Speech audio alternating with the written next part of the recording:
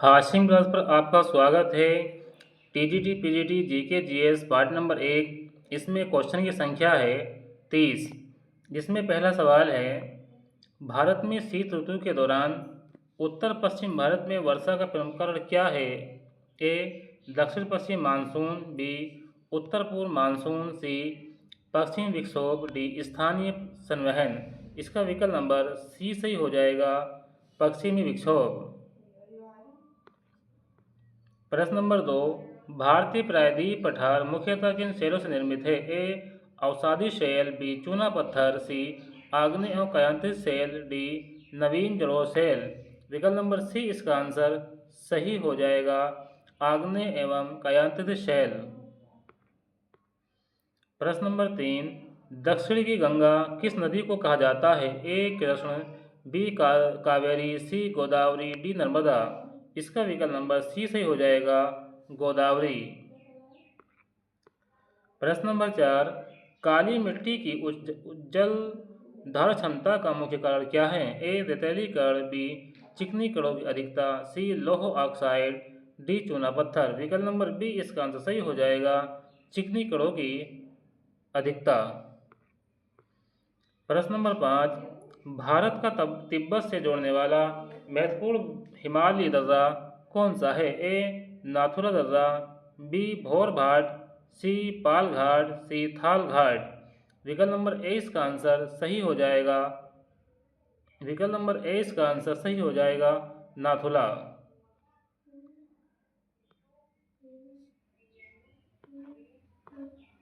सवाल नंबर 6, 1857 के विद्रोह का तात्कालिक कारण क्या था? ए सहायक संधि, बी लेप्स की नीति, सी एनफील्ड राइफल के कारतूस, डी अत्यधिक भूमिकर।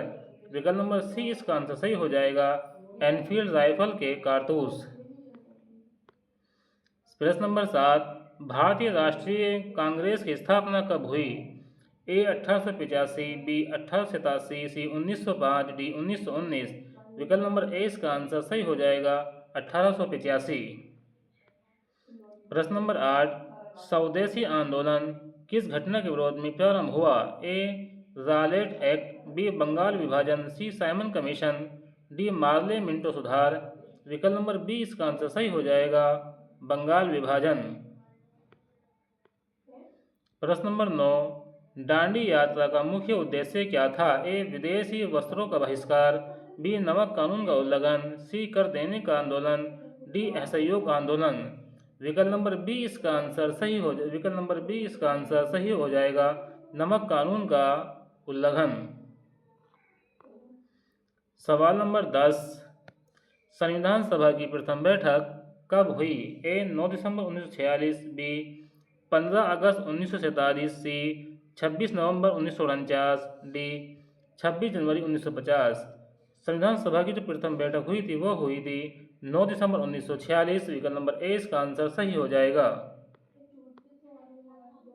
प्रश्न नंबर 11, समाजवादी शब्द संविधान की प्रस्तावना में किस संशोधन द्वारा जोड़ा गया? ए 24वां संशोधन, बी 42वां संशोधन, सी 44वां संशोधन, डी 52वां संशोधन। विकल्प नंबर बी इसका आंसर सही हो जाएगा, 42वां संशोधन। प्रश्न नंबर 12, निम्नलिखित में से कौन सा मौलिक अधिकार नहीं है?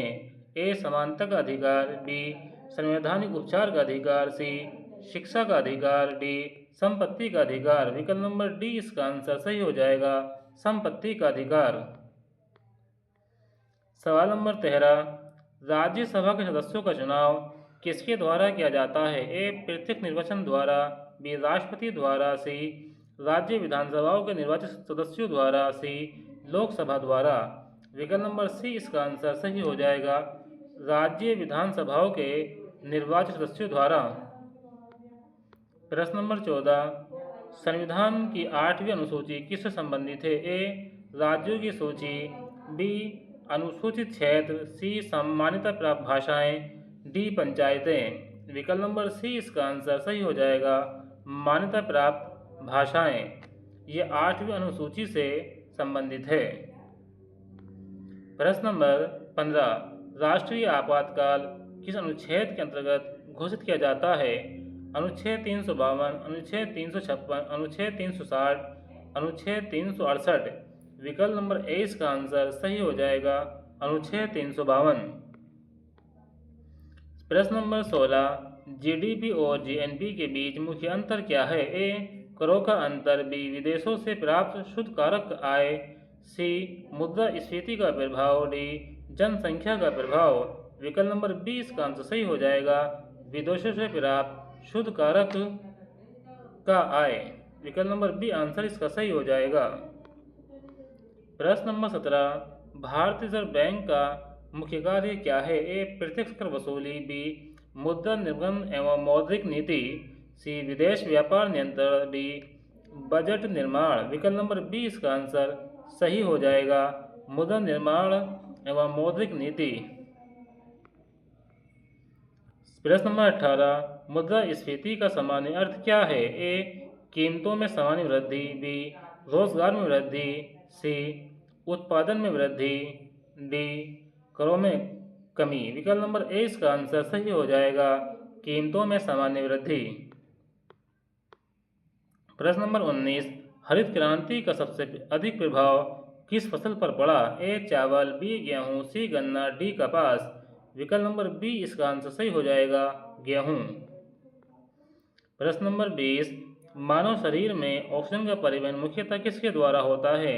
ए प्लाज्मा, बी सफेद रक्त कण, सी हीमोग्लोबिन, डी प्लेटलेट्स। विकल्प नंबर सी इसका आंसर सही हो जाएगा हीमोग्लोबिन।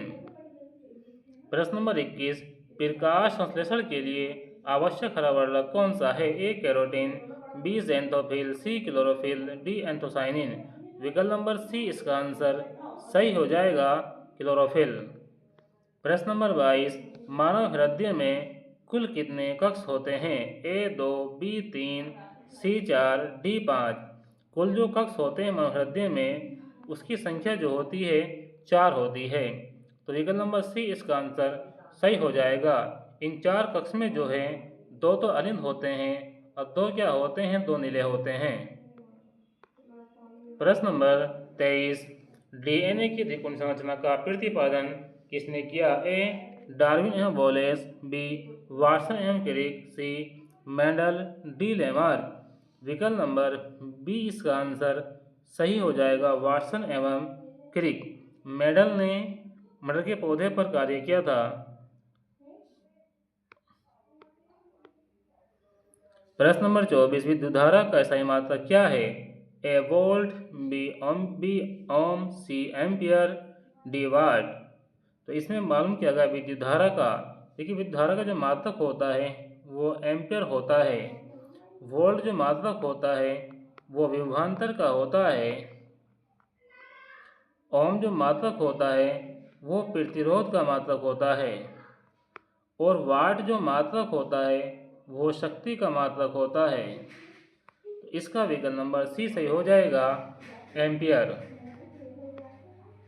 प्रश्न नंबर 25, यदि किसी चालक का प्रतिरोध बढ़ाया जाए और विभवांतर समान रहे तो धारा पर क्या प्रभाव पड़ेगा? देखिए फॉर्मूला होता है V बराबर IR। तो R बराबर हो जाएगा V बटे I।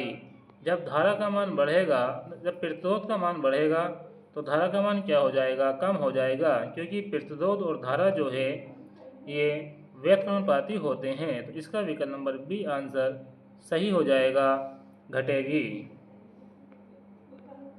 प्रश्न नंबर 26, ओजोन परत मुख्यतः किस मंडल में स्थित होती है? ए क्षोभ मंडल, बी संताप मंडल, सी मध्यम मंडल, डी आयन मंडल।